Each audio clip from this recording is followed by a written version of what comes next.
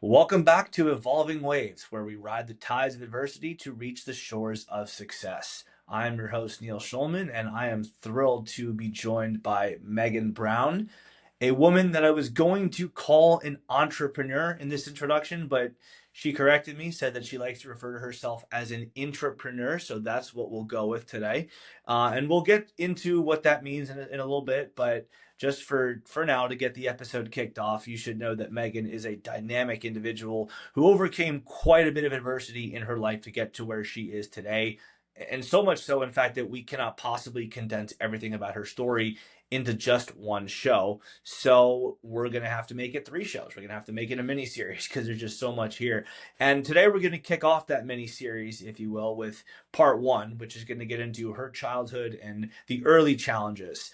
To sort of set the stage for what's coming next. And it's going to get a bit heavy at times, but I think that's important to do in order to truly encapsulate who and what Megan Brown has become as an individual. But before we get into her story, we do want to quickly shout out our sponsor. Today's podcast is brought to you by Stingray Branding, a national lead generation focused marketing agency that helps businesses generate an ROI from their marketing efforts, including web design, social media, Google Ads, email, automations, and more. And they have, in fact, won some awards for their marketing prowess. So, to learn more about them, please visit stingraybranding.com. And with that said, we are so happy to welcome Megan Brown into our studio today to tell her story. So, Megan, thank you so much for your time and your willingness to tell your story. Sure. Thank you for having me. I'm very excited. We're excited to have you. And let's just jump right in because there's so much here, and it starts so early on. So, tell us a little bit about your childhood and how it shaped you into who you are today. Sure. So, most people who know me, they know most of my story. I'm very open. I talk to people all the time, but I would start with my parents separated and divorced when I was very young. So we were 3, 5, and 7 when they separated. I'm the middle child, so I was 5 years old. My parents did not get along while we were growing up. So we had 2 restraining orders. There was an order at one point that they couldn't drive into the driveway to pick us up and drop us off. My mother was not very reliable, so the school actually banned her from picking us up because she wouldn't show up and they would have to call somebody to come get us. She was the one that paid child support. My dad did have custody of us, all of us, until I was about 13 years old. My dad kept us when my mom left, and she had to fight for her rights. So my mom, in the 90s, that was unheard of. My dad was our safe space, and he was amazing. But my mom had all of the burden of being the absent parent, and she was not happy about it, mostly because she didn't want to pay for the kids that she didn't want. Um, we were weaponized as children, and you'll see that in lots of divorce cases even now. I think they're starting to kind of revert that side of things and give dads more rights where they didn't used to have them. Like in the 90s, that was not the case. My dad was very fortunate that my mom left, but now they're trying to overturn some of that and give people 50-50 and have more rights for dads and more uniformity for the children. And that was not how I was raised. So we start with separation. Start with separation, and we start with you being the middle child. So that I know is a very interesting dynamic. I mean, a lot of my friends, a lot of my relatives are either only children or they're one of two. I don't know a whole lot of 3 children families. So just tell me a little bit about the impact of being a middle child and just the dynamic overall there. Sure. So, of course, usually, so my sister is the oldest. Usually, when a parent leaves, the oldest takes on the role of that parent, or at least tries to. My dad was great about not allowing that. He wanted to keep my sister a child, and he did really well at mitigating her want to hurt us as children. As the middle child, I was the one that had radical empathy and a lot of feelings on how things would go and who had what. I remember thinking if my daddy has all 3 of us, then my mom has nobody. And not that she deserved anybody for sure, and when we'll get more into that, but my ability to want to help came from feeling like I needed to fill space for people who were hurting, and my mom was hurting. She was very vocal about it, and so that was where I kind of came into the picture as the middle child is radical empathy, sensitivity to other people. I also developed a lot of hyper independence because my dad was working a lot. He had 3 kids and a mortgage he couldn't afford, a brand new mortgage he couldn't afford, and my mom was just kind of absent. So I dealt with a lot of that by having hyper independence, no attachment, no sentimental stuff, just wanting to help individuals. Gotcha. Yeah, I mean that there's a lot of empathy that I think is baked into us as children. We maybe, if anything, lose it as we get older, as we see the world for what it is, or at least how we perceive it to be. But I think at that young age, it's definitely tough to have all that empathy in you in a normal sense, as opposed to like you learning it. You were born with it, and then for you in that state to see your parents split up. So and especially to see one parent be clearly better, I guess, than the other one. You know what's funny? My dad, I don't think he was better. I think he was actually destroyed by my mom leaving because she did leave. Um, but my dad was really good at not bringing us into his adult problems. And that was the difference between the two for the most part is like I had every adult problem put on me from my mother, and my dad did everything he could. He did not talk about custody. He did not talk about child support. He did not talk about arrangements with us. He told us every time we went to talk to a guardian ad litem, like, you tell them what you want. You tell them whatever you're not going to upset me. You tell them whatever you're feeling. And my mom was not the same. So, very different background on both sides. Yeah, and I guess I mean this is the more natural point where I ask about what it was like to be in the middle of your parents' divorce. You kind of touched on that, but and talk about how it impacted you going through, going to school, going through your day-to-day life and all that. We struggled a ton. My brother was still in daycare because he's the youngest. I was in kindergarten. My sister was in second grade. Our teachers were phenomenal. I think I struggled less than Lauren. My sister had a lot more like guidance counselor visits and things. She remembers more. For me, I struggled with paying attention and wanting to fix things. So being absent minded in the school sense and wanting to just make things better at home. And no matter where that was my goal. Gotcha. So, talk a little bit, if you No don't mind, worries. about the impacts that the different environments, at not just with your parents when you were going to Yeah, I can visit, so start to over. speak, but just Okay. when you were with them for What was extended your periods of question? time, even before and after the divorce, how that impacted you both emotionally and Oh, that's right. That's physiologically. right. So I don't remember much of my parents being together. I don't have a lot of memories because I was so young of them actually being in a house together or what that dynamic was like. I do know that once they separated, our households were very different in terms of who we were with and at what times. And my dad was the safety. My dad was the house we could have friends at. My dad was the I would say he wasn't intentionally lax, but I think survival mode definitely took over for both my parents. And so, like, we had less be this, eat the right way, use a fork at my dad's house. We were kind of feral. But we were also like, we were happy. And so it didn't matter. Like, if your room was messy, it didn't matter. Like, you didn't have to be perfect at my dad's, and we were safe at my dad's. At my mother's, it was a battle of perfection. It was eat the right way, do the right things, keep your room clean, don't make noise because my stepdad worked third. My mom was always asleep or tired or had a headache. And so, like, we did not have friends over. We did not have toys that make noise. We were pretty much TV kids at my mom's house. And that kind of transfers into my life now, unfortunately. So, So yeah, I mean, there are obviously some difficult elements to get through there when you're talking about having to battle for perfection, as you put it.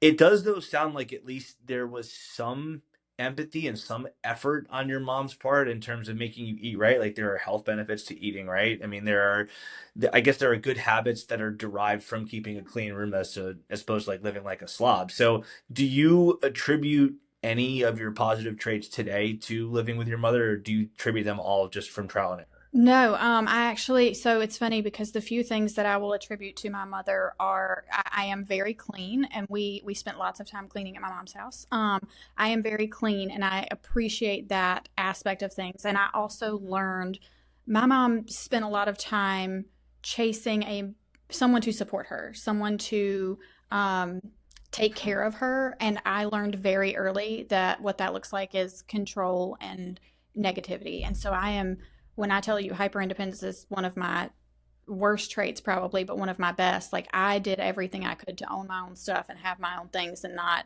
like, do not leave a toothbrush in my house because you do not live here. You do not own things here. Like, that is something that I only got from watching her be so dependent on people. There are a lot of things that I would say came out that are positive and that I had to learn myself for sure, but only because of the example that was set. Yeah, I guess that makes sense. I mean, there's no such thing as a perfect person, and none of us are born perfect. And I think a lot of us learn behaviors as opposed to are born with them. I guess there are some exceptions, like empathy we were talking about earlier. I guess that is kind of baked into our DNA. But for the most part, we pick up things from other people we're around, even if those people are less than perfect themselves. Um, I want to move on to what you said about yourself, about your life in your early teens. At first, you said that you had a come to Jesus sort of moment with yourself at age 15. So tell us a little bit about that and what led up to it. Okay, so I'll have to backtrack a little bit because I will say that I grew up at my mom's house. We had a lot of access to pills and alcohol. Every ailment had a pill, and my stepdad was an alcoholic, so he was very interested in everyone around him drinking. He was not Kids included. kids included. If you didn't drink, he did not like you. We had several of his friends that would come and go when they would get sober because their wives would give them ultimatums. They would disappear and we'd never see them again. And they could be at our house, basically living at our house while they were drinking. But as soon as they get sober, they were gone. So And just to clarify, he would not like you as a child, as a 12, 13-year-old child, unless you were drinking. right, he didn't like anybody unless they were drinking. I was a daily drinker at my mom's house at 10 years old. I had at At least 10. one drink at my mom's house at 10 years old. And we had open access. Nobody was checking, nobody was looking at it. My stepdad, his thing was he liked the boat. We would go out on the boat and drink all day, and my mom would say, "You can have one." And my stepdad would put our drinks in a koozie, and as soon as we were done, sink our bottles and give us another one. And my mom just thought we nursed drinks all day. And so, like, she wasn't paying enough attention, and he was not interested in being around people that weren't drinking. So that was our life with my mom and my stepdad. When I was 13 years old, I was finally able in South Carolina to choose where I lived. I immediately went to live with my mother and said, if my daddy has all three of us, my mom has nobody. She's in this miserable marriage. She doesn't have any of her kids. She's sad all the time. I've got to go live with my mom. So I went, I left, I lived with my mom. I did not see my dad for a while because, I lived very wild, and he was not a fan. So I I broke our relationship off and basically said, like, if you don't like how I live, because I was a crappy kid, then don't, and I won't come here. And so I lived with my mom. Our lifestyle started as I would go out on the boat with my stepdad all day when he wasn't working. He only worked weekends at some point. I don't know exactly when that change happened, but we would go out drinking all day. And then I would come home and crash for a few hours. I would go out with guys that were 20 plus years old. I would sneak out of the house, go drink in cornfields all night. I like to tell people that in Anderson, South Carolina, that's the only thing you have to do, drink in cornfields and get knocked up. So I would go out all night. I would come home, crash for a few hours, and go back out with Ronnie. I don't think I was sober one day from 13 to 15 years old. Like, did not care. And if you don't stop drinking, you don't get hangovers. And that's how I that's how I lived my life for the length of that time frame. And my mom would take Ambien or something else, and she'd drink, and then she would come up. Even when I first moved in with her, she'd come up to my room on a school night. I didn't go to school much after I moved in with my mom, and she'd say, "I need to go find out if Ronnie went to the bar." And so I can't drive. I just took Ambien, and I had a wine cooler, so I need you to drive. So I started driving in the middle of the night at 13 years old and trying to chase my stepdad down at bars and figure out where he's at. And at this point, camera phones were just now starting to come in between like probably 14, 15 years old is when they like really got popular. So she would take a picture of his truck and send it to him and be like, you told me you weren't here. So that was kind of the lifestyle that we led all the time. Um, the pivotal moment for me, and I can pinpoint it exactly for you guys, is I went out with my stepdad. Actually, my best friend and I used to sneak out with the same people over and over. It was either my stepbrother or the boyfriend that she was seeing. And we decided not to go out one night. And I remember falling asleep on the couch in one position and then waking up in the same position. I'd never blacked out, never had a problem, could drink grown men under tables. Like had people that would take the alcohol from me thinking she doesn't weigh enough to drink as much as she does. And she's going to die. So I woke up in this spot and my friend is on the computer and I'm like, why are you up so early? And she's like, well, I'm not up early. Like I never went to bed. And I was like, why? I've been asleep the whole time. And she's like, no, we went out and I talked to people. I had text messages on my phone. I had no memory of anything other than I was waking up in the spot that I left. And that kind of scared me a little. And so we decided we're going out on the boat with my stepdad. My mom was a realtor at the time, so she was showing houses or something. And when we get out there, we had gotten coffee drinks, like the Starbucks glass drinks, and we're going, I think he was going to fish or something. He was going to do something, but he was like, go ahead and get what you want. And I said, I think we're just going to like chill and lay out in the sun today. And he looked at me and my 16-year-old friend and said, then why the hell did you come out here? What'd you come out here for? If you're not going to drink, like, why are you wasting my time? And I was like, oh my God, there has to be more than this. I don't think I want to live this way anymore. Like, I don't want to be like these people. I don't even like these people. What am I doing? And I went home and got in bed, and I don't think I woke up for 3 months other than to pee and eat once a day. And my mom finally, after 3 months, because she pays so much attention, came in and said, hey, I think something's wrong with you. Like maybe you have mono or something. You haven't really been getting out of bed. She'd come in my room in the morning and she'd say, are you going to school? And I'd say no. And she'd close the door back. And for 3 months that happened. And so she finally was like, should we go get your blood tested? And I was like, I don't think she realizes like how hard this come down is, because I don't think she realizes how much I drink and how skittling pills out of bowls affects you. So I was like, I guess I better get up. So we got my blood drawn and I didn't have mono. But I was like, I guess it's time to like figure out what I'm going to do. And I don't think I can live in this house. But I was a stubborn child, and I sure as heck was not calling my daddy, telling him I was wrong and trying to live with him. He lived in Florence at the time. And so I was like, I'm going to drop out of school. I'm going to get some jobs. And I'm going to leave. I'm not going to go home. And that's what I did. And I haven't gone back.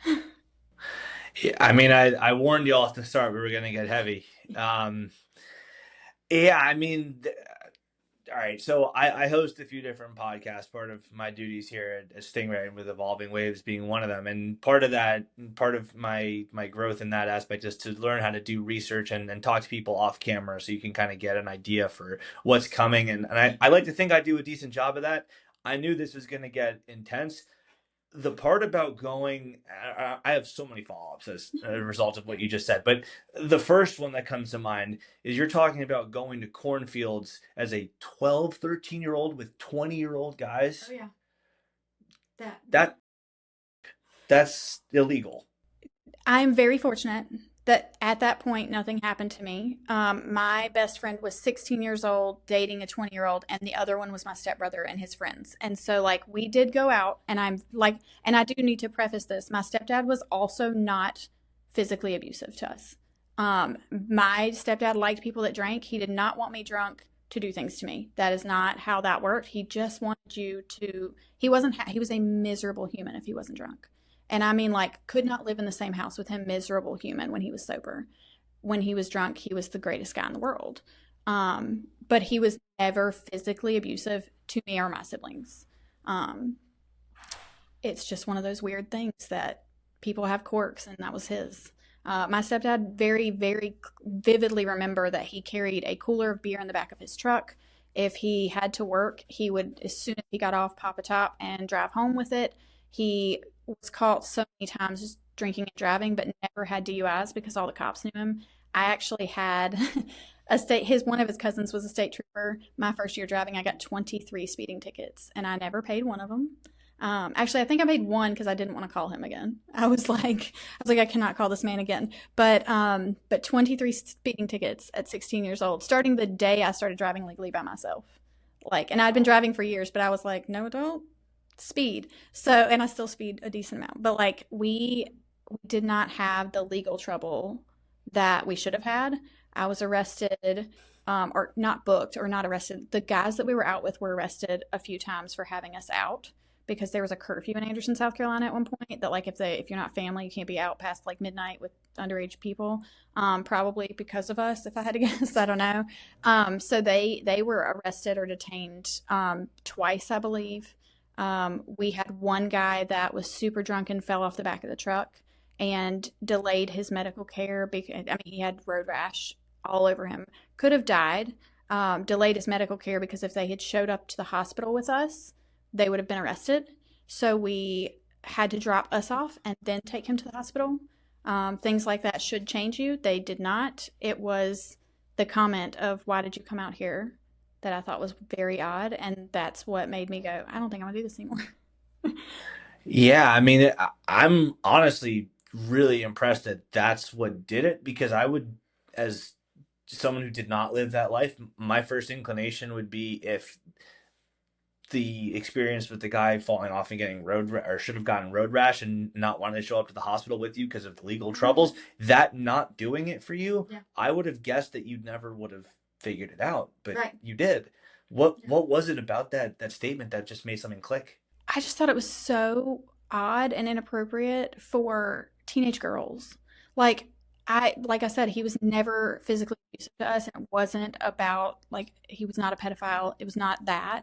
It was just so wild to me that we couldn't go out and lay out in the sun and drink coffee drinks with a grown man who's supposed to care for us.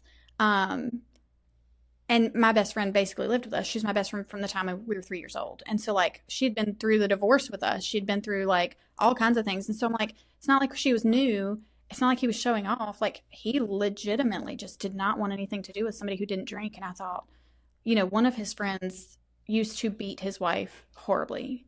And he would get drunk and he would go home and he would beat his wife. And when he finally got sober, we did not see him again. And I thought that was odd. But when he said that to me, I went, I cannot do this to myself. I can't do this in life. There's got to be more. And I don't want to be like these people. Yeah. Like I said, I warned you all at the start, it was going to get heavy. Yeah, I mean, there's just so much to unpack there. I'm sure we just discovered 14 more episodes as part of this series. But yeah, so off air, you told me literally that you lived like Lindsay Lohan, and then you just shared details, and it was even wilder than that. So the act of turning your life around, I'm sure, is something that requires a lot of mental fortitude. There's also got to be, and maybe I'm sure you can speak to this because I have no idea about this, but there has to be a physical toll that takes too. Tell me about that. So my body, I look fine. I'm 35 years old. I actually look really young for my age. It's falling apart from the inside.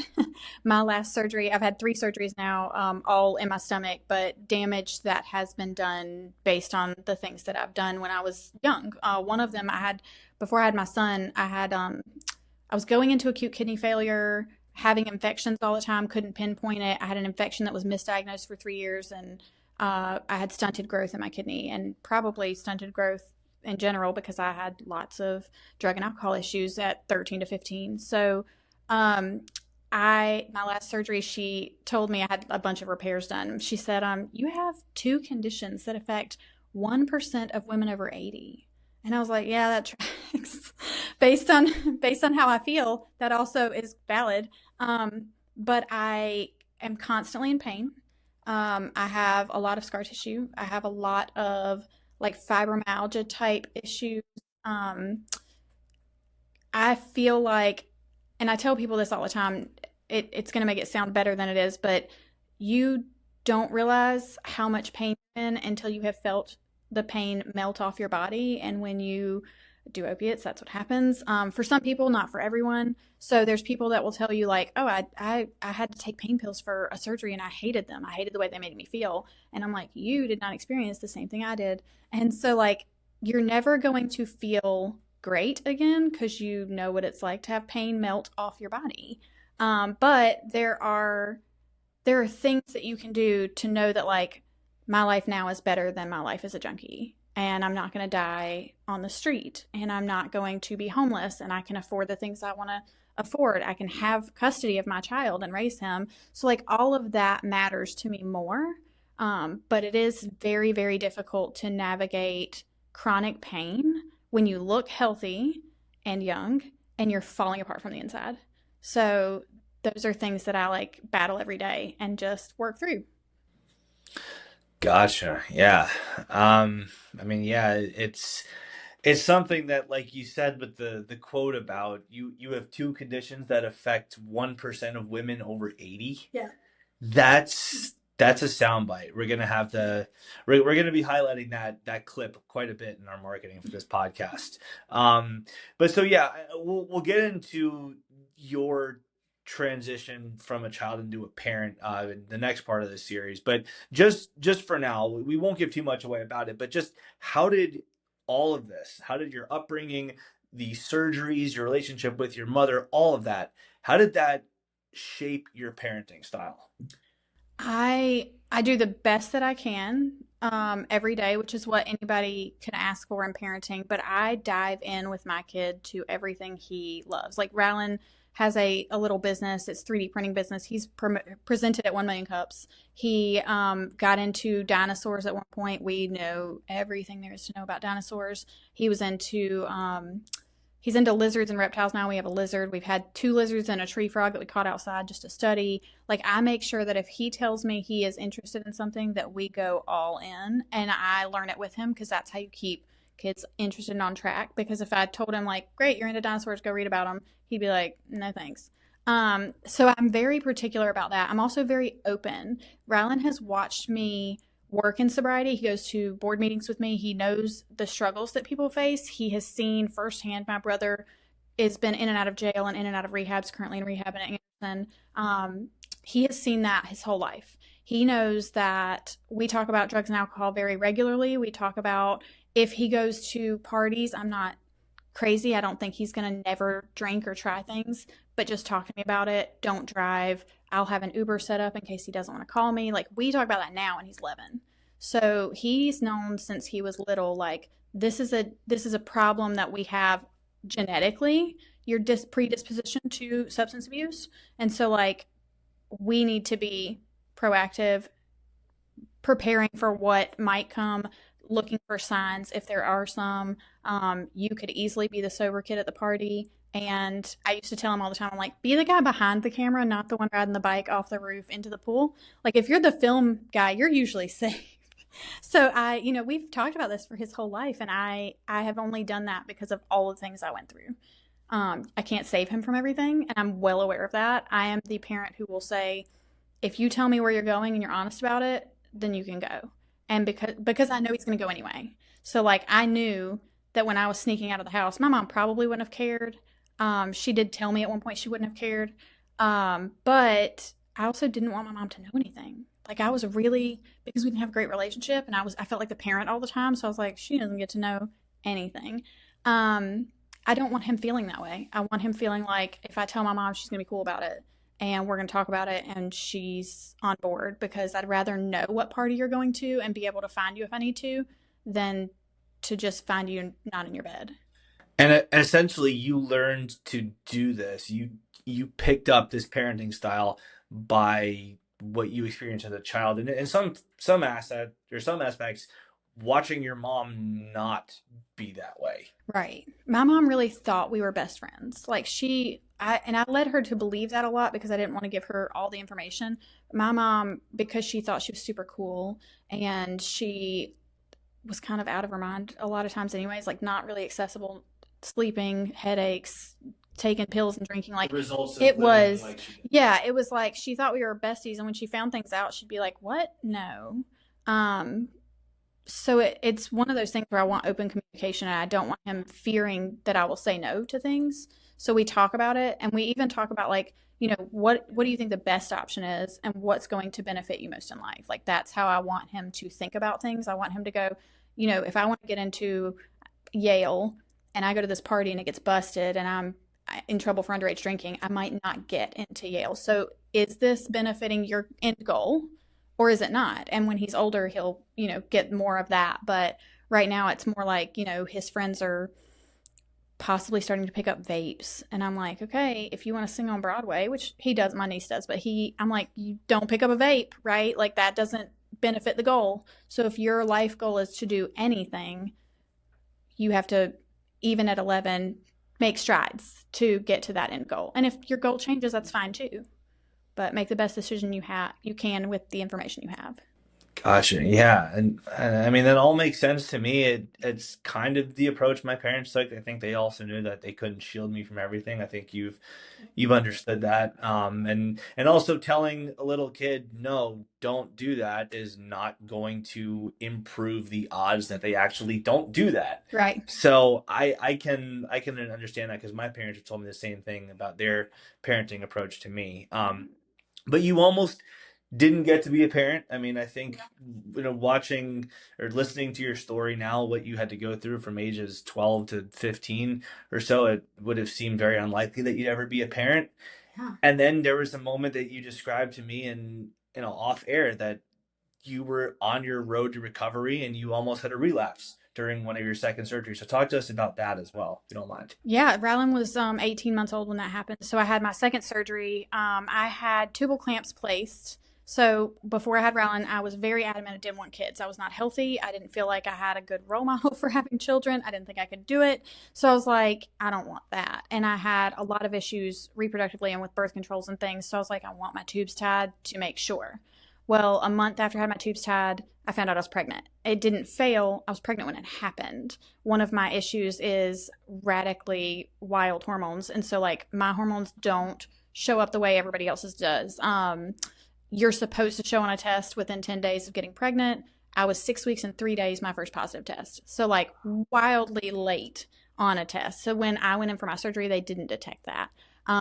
After I found out I was pregnant, I stopped breastfeeding when I had Rylan and I started having all these issues and they wouldn't go in and get these clamps. These clamps were the worst decision I've ever made. I do not recommend implanting anything in your body that you don't need.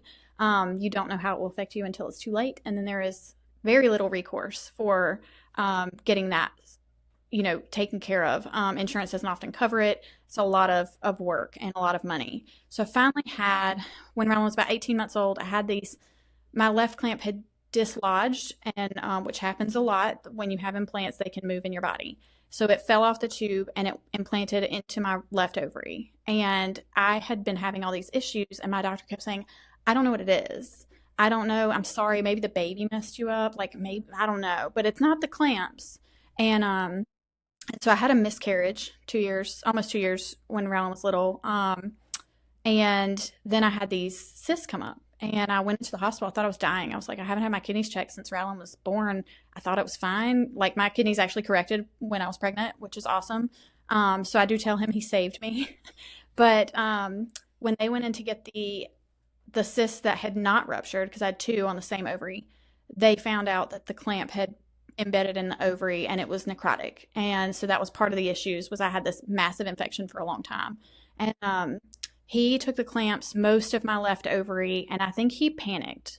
I think he panicked because he realized he was wrong for 3 years. Like I had been living with these clamps for 3 years and telling him there were problems and seeing him all the time, and he kept telling me, no, no, no, it's fine. Don't worry about it. It's not the clamps. It's probably the baby. I don't know. So I have so much scar tissue on my left side of my stomach because of rough surgical practices, is what I was told. That you cannot get imagery on my stomach, which is part of the issue with the chronic pain is like I have so much scar tissue and it's so compact that like you can't see through it. So if I have another cyst or anything, you can't visualize it. And I ended up having a hysterectomy and a couple other things at 31. So I'm like, all of that is a lot of damage. All of that is I wasn't supposed to have children because I wasn't I felt like I wasn't healthy enough and I wasn't motherly enough. And now we're here.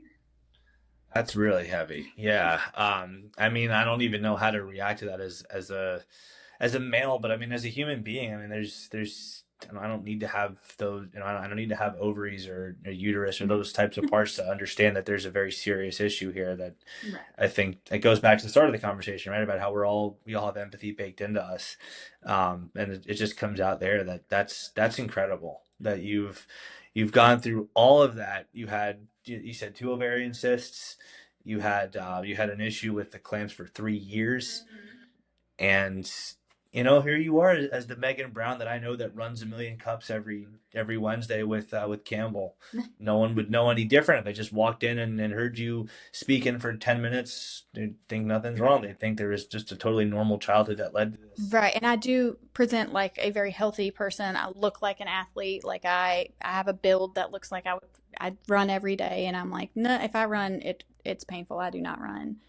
Oh, but to your question or to your point, my second surgery was rough and they sent me home with Oxy and they know in my chart that I have this history and that I shouldn't have it. And he was like, you are gonna need it. Like you can't recover from the surgery without it. So I am very, very proactive. I know my issues, I know how to avoid them. I'm quick to fall asleep because I'm exhausted all the time. So I would take my pills and go to sleep. This is the way I avoid any issues. If I have to take something, I will take it and I'll go straight to sleep. And I stayed up one night talking to my ex husband, and the pain melted off my body. And I was like, whew, this is going to be a problem. And it was, and I let it go for about 5 days. I had done the surgery and had the flu, and I was like, this is going to be a problem. So I let it go for about 5 days, and I finally told Ryan, I said, you got to take my pills. And he said, no, I think you still need them. You just recovered from the flu. You had this major surgery. Like, no. And I was like, you don't understand. We have a 2 year old. Like, you don't know what it's like being with a junkie. And I promise you, you don't want to. I can't afford to relapse. You have to take them. And he took them. And I just made it with Advil and breathing. I cannot imagine how painful that was. It's not my favorite memories, but I will say I'm very good at counting. That's what I do when I'm in pain. I count a lot. I tell myself you can do anything for X amount of time, no matter what it is. So I'll count for if sometimes hours if I'm just at home doing nothing, sometimes minutes, and I just at some point I'll go. If I haven't reached for pain meds, I don't need them. So I'll stop counting and be like, clearly I don't need it, and that's how I convince myself that like we don't have to do that. That is astounding. And like I said a second ago, no one would know any of this if they just went into a million cups and heard you speak for a few minutes to talk about what a million cups is and what it's all about. Um, and we'll get to more about your adult road in the next couple of pieces of this series. But to wrap up part one, what advice does grown woman Megan Brown have for little girl Megan Brown? And I'm sure there's a lot, but what There's specifically? actually not. So No? I love this question, and I've sat with my life a lot. Um, I I feel like we're not supposed to change things or prepare for things, and so I would not be the same person had I not gone through all of this. I would be probably a crappy, like really bad person if I had to guess. I've thought about this a lot because I sit and go, if I didn't have parents that separated and I didn't have, all of these experiences with drugs and alcohol, nothing would have ever hit me. And when you don't get hit, you're naive, I think. And so like I think a lot of people find that they enter adversity later in life when they had this like great childhood where not much happened. And they're hit with like, I married the doctor that had lots of money, but that doctor isn't the greatest husband. And now you're looking for battered women shelters or whatever. So I think my advice would be like, you can do it, is all I would ever say. And just like let her keep going because I did it, but I didn't need the advice. And I don't know that I would change anything because I think I would be a worse person if I had. Well, you're a pretty great person, and we'll talk about that. We're not going to give too much away, like I said in part one of our three-part series on Megan Brown. But Megan, it's been an honor and a privilege to be able to get this far with you in your conversation. I'm really looking forward to the next couple of pieces in your story as well. Absolutely. Thank you for having me. Of course, looking forward to the rest of your story. And just remember, y'all, in the face of adversity, there's always the opportunity for growth, development, and success. So be sure to come back and watch the next couple of pieces on Megan Brown and see exactly how she rose from being the I'll use her words, being living like Lindsay Lohan, from that to becoming the successful adult that she is today. Thank you.